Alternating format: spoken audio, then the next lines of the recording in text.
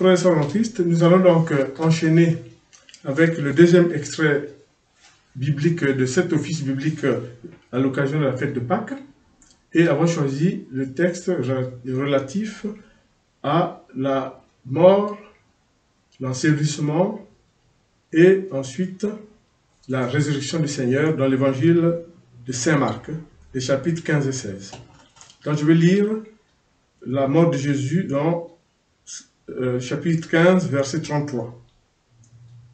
Quand il fut la 6e heure, l'obscurité se fit sur la terre entière jusqu'à la 9e heure, et à la 9e heure, Jésus clama en un grand cri, « Eloi, Eloi, lema sabachthani » ce qui se traduit, « Mon Dieu, pourquoi m'as-tu abandonné » Certains des assistants disaient en l'entendant, « Voilà qu'il appelle Élie. » Quelqu'un courut tremper une éponge du vinaigre dans une éponge du vinaigre et l'ayant mise au bout d'un roseau, il lui donna à boire en disant, « Laissez que nous voyions si Élie va venir le descendre. » Or, Jésus jeta un grand cri et expira.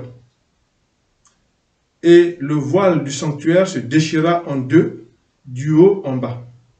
Voyons qu'il avait ainsi expiré.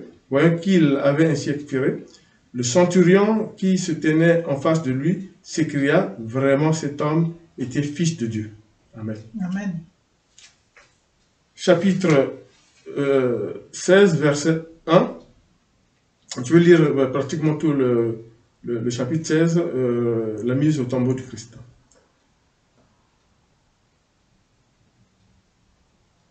Non, on va plutôt lire le verset 42 du chapitre 15. Déjà le soir était venu, et comme c'était la préparation, c'est-à-dire la veille du sabbat, Joseph d'Arimathie, membre notable du conseil, qui attendait lui aussi le royaume de Dieu, s'en vint hardiment trouver Pilate et réclama le corps de Jésus. Pilate s'étonna qu'il fût déjà mort. Et, ayant fait appeler le centurion, il lui demanda s'il était mort depuis longtemps.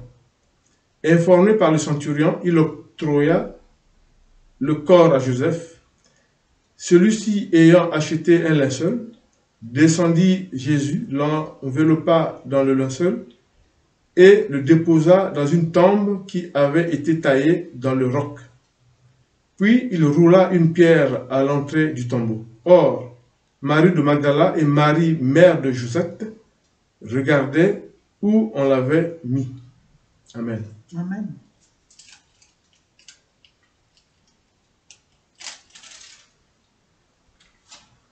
Nous allons lire le chapitre 16, verset 1.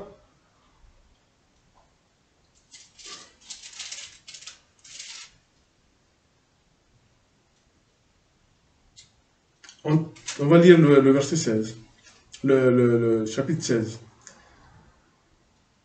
Quand le sabbat fut passé, Marie de Magdala, Marie mère de Jacques et Salomé achetèrent des aromates pour aller oindre le corps.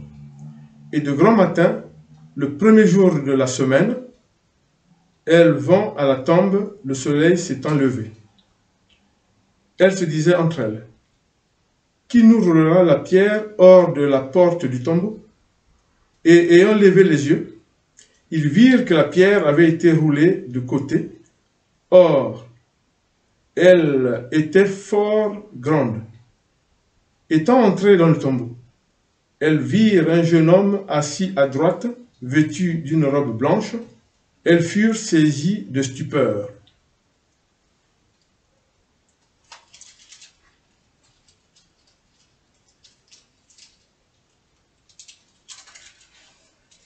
Mais il leur dit, « Ne vous effrayez pas. C'est Jésus le Nazaréen que vous cherchez, le crucifié. Il est ressuscité. Il n'est pas ici. Voici le lieu où on l'avait mis. Vous allez dire à ses disciples et à Pierre qu'il vous précède en Galilée. C'est là que vous le verrez, comme il vous l'a dit. Amen. Amen. Et nous enchaînons avec, dans le chapitre 7, verset 9. Ressuscité le matin, le premier jour de la semaine, il apparut d'abord à Marie de Magdala, dont il avait chassé 7 démons. Celle-ci alla le rapporter à ceux qui avaient été ses compagnons et qui étaient dans le deuil et les larmes. Et ceux-là, l'entendant dire qu'il vivait et qu'elle l'avait vu, ne la crurent pas. Amen. Amen. Après cela, il se manifesta sous d'autres traits à 2 d'entre eux qui étaient en chemin et s'en allaient à la campagne. Amen. Donc, comme vous le voyez, Jésus, donc, mort sur la croix. Ensuite, il était enseveli et placé dans la tombe. Et le 3e jour, il est ressuscité d'entre les morts et est apparu à Marie de Magdala.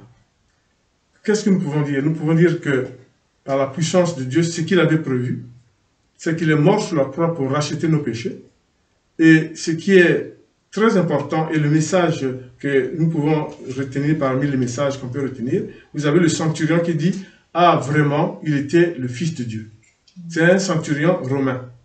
Qu'est-ce que Marc veut nous dire dans cet évangile? Il veut nous dire qu'il n'y avait pas que les Juifs qui croyaient que vraiment il était le Messie. Parce qu'il y avait les Juifs qui croyaient qu'effectivement il était le Messie. Même les non-Juifs, parmi lesquels les Romains. C'est un centurion romain qui le dit à Pilate et puis qui dit à ceux qui étaient autour, ah oui, il était vraiment le Fils de Dieu. Et c'est très important parce que c'est la reconnaissance même que le Messie est reconnu par des non-Juifs, notamment les Romains et même d'autres peuples. En exégèse de lui qu'on peut dire, c'est un message qui veut dire que Jésus est reconnu le Messie de l'humanité. Et le centurion romain, qui est placé là par son administration, reconnaît, il dit, oui, il a vécu la puissance du pays, il dit, oui, celui-ci était vraiment le Fils de Dieu.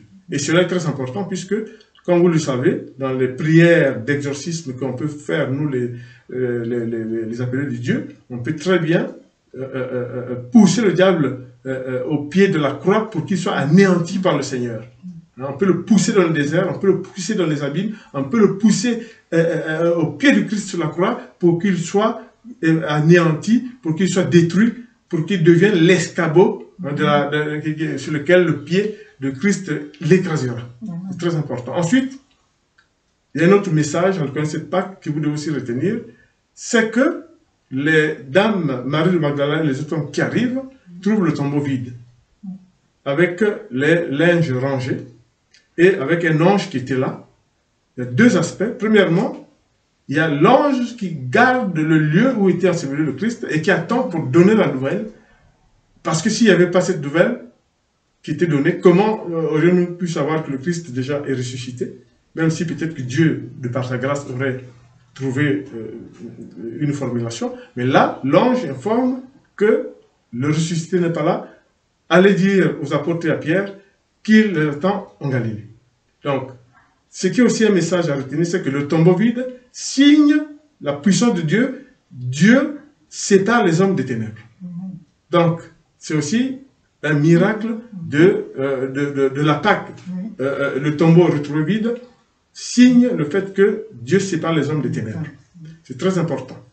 Et puis, il y a aussi un autre message, c'est que Jésus, le ressuscité, triomphe contre la mort et proclame la puissance de Dieu. Et cela est la conséquence de ce qui était prévu. C'est que sa résurrection, c'est, après sa mort, c'est, il rachète tous nos péchés. Il rachète les conséquences de nos péchés. Parce que Dieu ne pêche pas. Dieu vient au secours, nous rachète les conséquences de nos péchés, rachète nos péchés à nous, c'est nous qui les avons commis.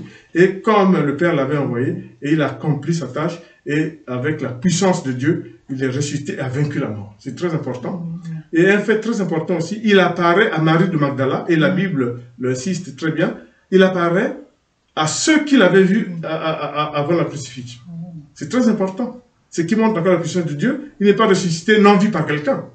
Et non vu par des gens qui l'avaient... Donc, il apparaît à Marie de Magdala. Et on sait très bien que quand vous lisez tous les évangiles, vous vous apercevez que Marie de Magdala, quand l'ange gardien, on en parlait tout à l'heure, l'annonce que Jésus est ressuscité n'est pas là, elle est annoncée aux apôtres et à Pierre qu'il les attend en Galilée. Elle sort et voit quelqu'un, et c'était Jésus. Et elle essaie de s'en approcher, et Jésus dit, pour que vraiment elle croit que c'est vraiment Jésus, Jésus est obligé de dire, Marie, Marie c'est moi. C'est très important, c'est très profond, puisque c'est à elle que le Christ avait chassé cette démon. Et donc Marie veut s'en approcher, il lui dit, c'est moi Jésus. Marie, Marie, et aussitôt Marie de Magdala reconnaît le Christ. Et cela est très fort parce que c'est l'amour de Jésus pour les uns les autres, pour les hommes. Voilà. Pour les hommes, parce que il réapparaît aux gens qu'il avait vus avant, et c'est très très important. Et vous savez que pendant les 40 jours qui vont jusqu'à l'ascension, ce qui arrive, c'est quoi? Il est apparu au moins 14 fois aux personnes qu'il avait vues avant, notamment les disciples d'Emmaüs, etc., les apôtres, etc. Vous savez comment l'histoire, par exemple, de Thomas, Thomas qui ne croyait pas que non, c'est le Christ, il a dit tout, je suis là, et tu verras que... Voilà. Donc, pour terminer, nous allons dire que, avec ces deux extraits bibliques, nous disons qu'il faut penser à prier aussi bien dans la joie que dans le malheur.